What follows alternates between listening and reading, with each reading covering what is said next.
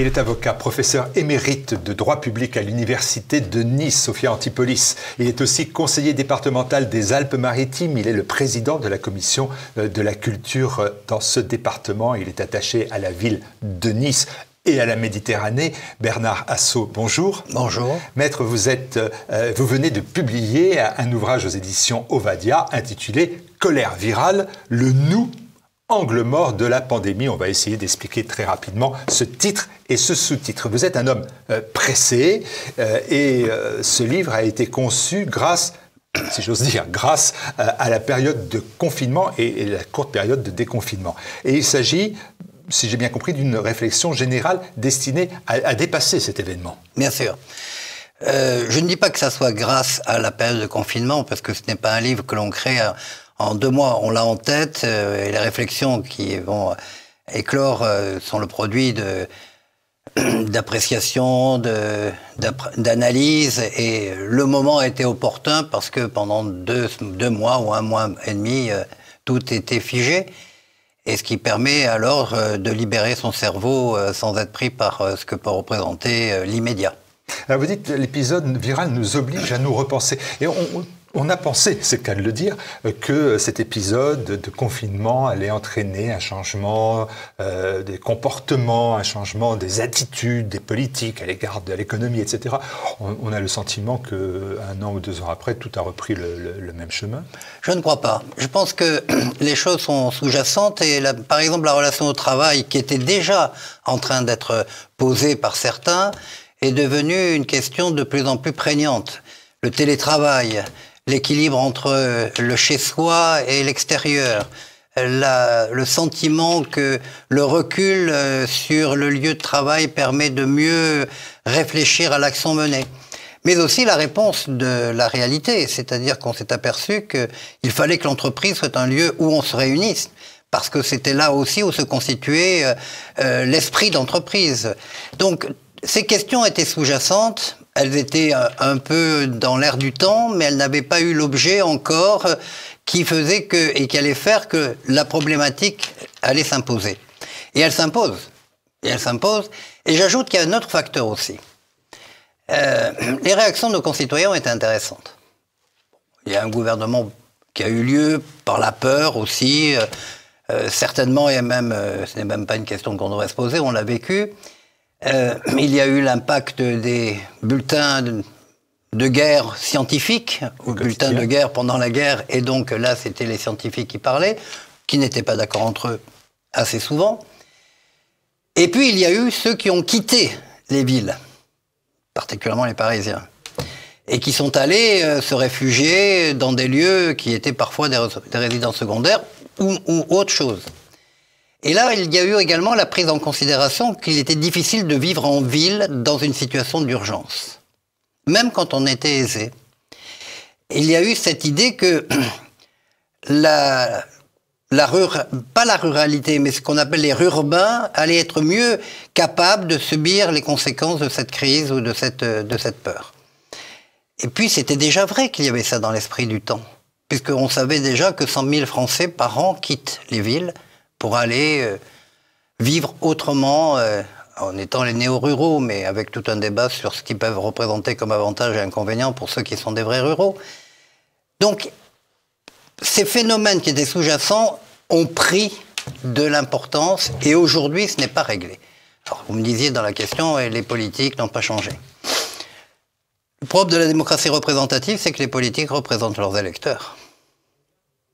Et que ce phénomène de fragmentation de la société, eh bien, ils le portent en eux aussi. Et donc, il y a ceux qui veulent que rien ne change, il y a ceux qui veulent que tout change, il y a ceux qui souhaitent que tout soit justice, d'autres qui veulent trouver un équilibre entre justice et lucidité de la réalité, et les députés, pour parler que d'eux, sont à cette image. On revient sur cet ouvrage direct, Colère virale. En exergue, en introduction de votre propos, vous écrivez « La vie humaine est bordée par 2 abîmes. D'un côté, les fanatismes, de l'autre, le scepticisme absolu. » 2 abîmes ? Ce sont 2 abîmes parce que le fanatisme a pour conséquence d'empêcher la contradiction, d'empêcher qu'il puisse exister une autre manière de penser la société une autre vérité, même si les vérités peuvent être relatives. En tout cas, le fanatisme n'aime pas ce qui peut être relatif, c'est un absolu. Et le scepticisme empêche aussi qu'il puisse y avoir un idéal, parce que l'idéal peut apparaître comme étant nécessaire à donner une vue du monde pour soi. Donc cet équilibre entre les deux, cette opposition entre les deux, est toute relative, c'est le cas de le dire, parce que dans les deux cas, on n'accepte pas que quelque chose puisse vous surplomber. On n'accepte pas qu'il puisse y avoir une raison de vivre au-delà de sa propre vie. Alors il reste le rire. Et la dive bouteille, puisque vous citiez mon introduction, et c'est pour ça que j'évoquais Rabelais et cette invitation à la dive bouteille. Voilà. Oublié en buvant. Toute la trame du livre est construite, ordonnée autour de la désagrégation de la société française, avec le triomphe quasi narcissique d'ailleurs de ce que vous appelez le « moi d'abord » au détriment du « nous », c'est-à-dire le « moi ». Donc narcissique, je le disais, opposé au bien commun, si j'ai bien compris. Voilà l'opposition que vous faites. Je fais cette opposition parce que elle touche au fond cette désagrégation de la société française en mettant un mot. Moi d'abord, ce sont tous ceux qui estiment qu'ils sont plus importants que les autres et qui ramènent leur vie à leur propre vie. Ils peuvent être en agrégat sociologique ou en agrégat corporatiste ou en agrégat de quartier, mais ce qui compte, c'est eux. Et dès que l'on peut évoquer quelque chose qui concerne le nous, ce qui fait qu'il y a un bien commun, ce qui fait qu'il y a quelque chose qui mérite des sacrifices. Ça heurte le moi d'abord, même si ce moi d'abord est malheureux, parce qu'ils ne sont pas tous aisés, hédonistes, nomades, voyageurs, ou métropolisés, ou mondialisés, ces moi d'abord. Ils sont également des gens qui peuvent très bien ne pas vouloir bouger ni faire. Mais en tout cas, ils n'acceptent plus le sacrifice. Donc c'est une sorte de morale de sacrifice qui pouvait être l'articulation d'une société antérieure, et une morale de jouissance ou de plaisir, ou en tout cas une morale qui se ramène à soi, par rapport au nous, qui vous oblige et qui fait qu'historiquement on se sentait marqué par quelque chose qui vous dépassait. C'est votre côté gaulliste. Le nous, c'est la France. Je suis gaulliste. Je suis gaulliste. Alors aujourd'hui, tout le monde est gaulliste. À la limite, ça devient un mantra. Mais bon, certains ne le sont pas, d'accord, je veux bien admettre que certains ne le sont pas. Mais à la limite, vous grattez un peu le fait de la posture qui est partagée par une tradition familiale ou une tradition historique. Il y a cette reconnaissance d'un certain nombre de faits que aujourd'hui, ceux qui partageaient une hostilité à De Gaulle se retrouvent quand même avec le point d'admettre qu'il avait fait des choses qui étaient assez remarquables. Mais pourquoi je suis gaulliste? Toujours dans l'esprit que je décris. C'est qu'il pensait que le nous, la France, était plus importante que le je, les Français. Et il disait que si les Français comptent à un moment plus pour la France, que la France plutôt, alors la France n'existera plus et les Français pas plus. Il a toujours privilégié l'idée que les Français sans la France n'existent pas, qui se désagrègent. Et la France a été longtemps le nous. Chaque régime, d'ailleurs, est un nous. L'ancien régime, c'était le sacré. L'Empire, c'était la gloire. La République, c'était la patrie. Et on l'a vu en 14-18, c'est là où s'est forgé le nous. Il était déjà forgé, mais là, il s'est, je dirais, coagulé. Eh bien, aujourd'hui, ce nous, ça doit rester la France. Mais s'il n'y a plus de France comme étant une sorte de lieu où on se retrouve tous, il n'y aura que des jeux et les jeux ne dureront pas. Pour passer du nous au moi d'abord, il y a eu des forces qui ont œuvré à cela, un travail de sape qui a été mené à cette déconstruction du nous, c'est votre terme, et à l'implosion finalement du sens commun. Et vous faites, vous, un lien directement, par exemple, pas seulement, mais entre déconstruction et immigration. En fait, la déconstruction, ça a été une philosophie qui est devenue une idéologie. C'est une philosophie née en France d'ailleurs, parmi ceux qui étaient les grands noms de la philosophie, Bourdieu, Passeron, Deleuze, Derrida, qui on considérait que nous ne vivions la réalité qu'à travers des perceptions dont on était héritier, qui par l'héritage culturel de la famille, ou par tout simplement le récit qu'on nous avait inculqué à l'école. Et ils n'ont eu de cesse que de déconstruire les récits, déconstruire les appartenances, déconstruire les verticalités. Ça n'a pas marché en France, au moment où ils écrivent cela. En revanche, ils sont allés aux États-Unis. Et là, ça a été pour une partie des intellectuels américains, de la jeunesse des campus, une révélation.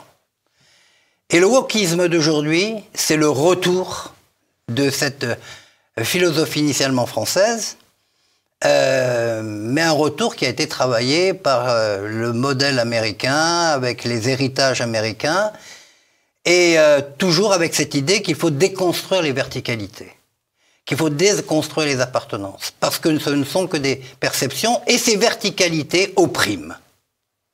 Et après, vous avez toute l'idéologie victimaire, des minorités opprimées, des individus opprimés, par ces verticalités qui sont le produit que d'une création intellectuelle. Maître Assot, est-ce que vous dites, si j'ai bien compris dans l'ouvrage, que l'immigration, c'est une forme de déconstruction d'un peuple? C'est qu'on a utilisé l'immigration à ces fins-là. Oui, non, attendez, je vais répondre à votre question. L'immigration a été et devient un instrument de cette déconstruction. Ce n'est pas la source de la déconstruction, c'est un instrument de la déconstruction. Parce qu'à partir du moment où vous querellez la verticalité de l'idée France, la verticalité de la nation, que vous querellez la tradition, alors vous disiez j'étais professeur de droit, c'est vrai, mais nous sommes héritiers du droit romain aussi, donc dans nos systèmes mentaux, on est quand même sans le savoir, c'est le problème des systèmes mentaux, on pense sans savoir pourquoi on pense. On a été marqué par cela, la verticalité de l'Église catholique, y compris. Quand vous avez la verticalité qui est partagée avec ceux qui arrivent, ceux qui viennent, et on a toujours réussi à assimiler, parce que c'est une tradition également de la tradition, c'est une tradition romaine, c'est une tradition monarchique, mais à condition qu'il s'agisse d'une assimilation. À partir du moment où vous avez un système qui, au contraire, promeut le multiculturalisme, le multiethnisme et le nombre, l'assimilation n'a plus lieu. Et là, ça contribue à la déconstruction de la nation. Et vous liez d'ailleurs ça, cette déconstruction, à l'ethnicisation aussi de notre société. Tout cela sur la base d'un long processus. Vous utilisez 4 termes: cynisme, lâcheté, soumission, abandon. Vous visez qui? Alors, je vais répondre... Quoi? Oui, je vais répondre en disant que...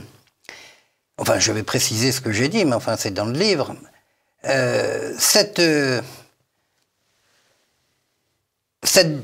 Le constat de la situation issue du nombre, de l'échec de l'assimilation, du mot de substitution qui a été le mot d'intégration, mais je suis de ceux qui pensent que l'assimilation se fait par le cœur et l'intelligence, l'intégration par l'argent. Et donc, avoir substitué déjà le mot d'intégration à celui d'assimilation, avoir accepté dans certaines pratiques sociales du communautarisme, voire du séparatisme, puisqu'on a même une loi antiséparatiste en France. Ça a été très long.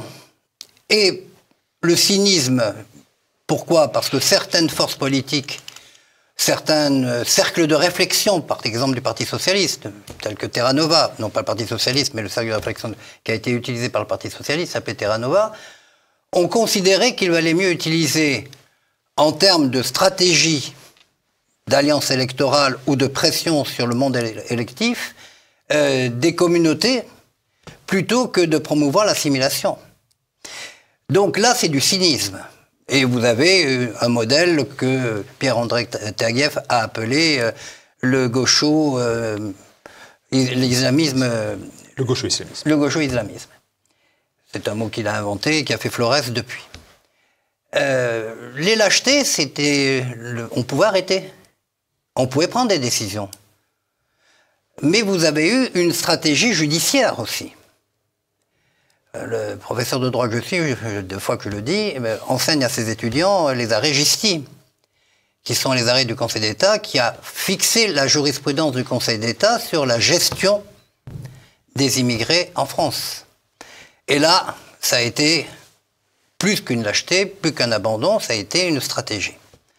Donc, les hommes politiques et les femmes politiques pouvaient concevoir ce qui était en train de se passer. Les articles qu'on écrivait dans les revues doctrinales permettaient d'identifier exactement ce qui était en train de se passer. Surtout après un arrêt qui s'appelle l'arrêt Moncho, qui avait reconnu quelque part la polygamie. Donc, je maintiens les 4 mots. On propose au bien commun, face à la déconstruction, la dénaturation, la destruction, le déracinement, vous proposez ce qu'on appelle ce que vous appelez en fait des prothèses, des soutiens, des étais. Vous parlez de prothèses fragiles, comme si vous ne croyiez plus un instant à la souveraineté de l'État, par exemple, même si pendant le confinement, on a vu un État qui était quand même un État nounou. Hein, c'est pas notre terme, à la manœuvre, avec une bureaucratie d'ailleurs totalement asphyxiante. Ce qu'il a fait, ce dont vous parlez, la politique qui a été menée, ce n'est pas de la souveraineté, c'est de l'exercice de la puissance publique. On a toujours une difficulté avec la gestion des mots et des noms. La souveraineté, c'est le pouvoir du dernier mot. C'est la qualité du souverain. Donc vient le débat de savoir qui est le souverain. Mais lorsque le souverain a pris une décision et que c'est le pouvoir du dernier mot qui s'impose, alors il faut mettre en action une force positive, qui est la puissance publique. Et la puissance publique, comme le disait Max Weber, c'est l'expression du monopole de la violence légitime. Elle est légitime parce qu'elle est fondée soit sur la tradition, soit sur la loi, soit sur le charisme. Ça, ce sont les classements de la classification de Max Weber. Donc, un État, par nature, est souverain. Et il est égal à un autre État, parce que c'est une souveraineté absolue, dernier mot, donc 2 absolus sont égaux, parce que s'il y en a un qui est moins égal qu'un autre, il est relatif. Cette souveraineté fait que l'État souverain ne peut transférer que des compétences. Dans le cadre européen, par exemple, nous n'avons jamais transféré de souveraineté. On a transféré des compétences. Et comme on est souverain, tout instant, on peut reprendre les compétences transférées. Après, c'est une décision politique pour savoir si c'est utile ou pas utile, mais sur le plan juridique, c'est organisé. Donc, cet État nounou qui nous a entourés dans cette période, cet État qui essaye de protéger, n'en a pas les moyens parce qu'il ne perçoit plus ce que veut dire la souveraineté. Et on est dans la bataille des mots. Quand vous avez un président de la République, et celui qui est en charge aujourd'hui des intérêts de la nation, qui parle de souveraineté européenne, je ne peux pas comprendre, moi, comme juriste. Je ne sais pas ce qu'il veut dire. Parce que s'il y a souveraineté européenne, il n'y a plus de souveraineté française, mais ni allemande, ni. Or, le tribunal constitutionnel de Karlsruhe a rappelé dans un arrêt fondamental que l'Allemagne n'a transféré que des compétences. Et nous aussi, on n'a transféré que des compétences. Si demain il devait y avoir une souveraineté européenne, il faudrait qu'on ait un souverain qui soit un souverain composé de peuples européens, il faudrait définir ce qu'est l'identité européenne, probablement qu'elle existe culturellement, je le crois, mais est-ce qu'on l'a organisée juridiquement? Donc on ne peut, au fond, que créer des mutualisations, de la coopération. Est-ce que c'est pour autant qu'on va abandonner la totalité de nos compétences à une coopération? Personne n'a décidé là-dessus. Et seul le souverain peut décider là-dessus. Or, quand le souverain a été interrogé là-dessus, par référendum, il a dit non à ces transferts de souveraineté par rapport à la Constitution. Et le traité de Lisbonne est revenu sur le non, et le traité de Lisbonne n'a pas été un référendum. C'est pour ça que peut-être nos concitoyens pensent que ils veulent bien exercer à nouveau la souveraineté, mais qu'on la laisse l'exercer. Il y a une autre béquille que vous évoquez. Certains vont vous dire qu'elle ne sert à rien, si tant est qu'elle ait déjà servi à quelque chose. La République. Ah oui. La République, que n'a-t-on fait en ton nom, si j'ose dire? Oui, ça me permet, si vous allez plus loin dans la lecture du livre ou dans la citation du livre, en fait, je fais une distinction entre la République et la démocratie, entre entre le citoyen et l'homme. La République, c'est un idéal, en France. Pour les autres, c'est l'absence de monarchie. Pour nous, ça a été effectivement aussi la disparition de la monarchie. Sauf que l'idée républicaine, en France, était plus ancrée qu'ailleurs, parce que beaucoup de théoriciens de la Révolution française étaient imbibés de la pensée romane, de la République romane, les Jacobins en particulier. Et pour eux, la République, c'était la nation, c'était la souveraineté, c'était la liberté, c'était la loi. Pas encore la laïcité, ça viendra plus tard. Et on était républicains, parce que citoyens. Et d'ailleurs, les mots de l'époque, c'était citoyen, c'était pas homme. La déclaration américaine d'indépendance et les textes américains du moment d'indépendance évoquent l'homme. Vision protestante d'ailleurs, que l'on voit à travers les déclarations de l'époque. Nous, on évoque le citoyen et on n'a jamais écrit une déclaration des droits de l'homme. Jamais. On a écrit une déclaration des droits de l'homme et du citoyen. Et le mot important à l'époque, c'était citoyen. Et quelle est la différence entre l'homme et le citoyen? L'homme, selon la déclaration, a des garanties en termes de dignité, pour faire court. Mais le citoyen est l'être primordial, celui qui décide, qui exerce les libertés publiques. C'est-à-dire celui qui détermine le bien commun, l'intérêt général. C'est donc un être qui a un rôle historique. C'est pour ça que la République, c'est un idéal, parce qu'il y a un citoyen. Aujourd'hui, on ne parle que peu du citoyen. D'ailleurs, quand on multiplie les invocations à la République et aux citoyens, c'est que la République et le citoyen n'existent plus. Et on est en train de substituer aux citoyens à la République l'idée d'état de droit, de démocratie. Les mots passent, puisqu'il y a des batailles sémantiques, là aussi, on peut perdre.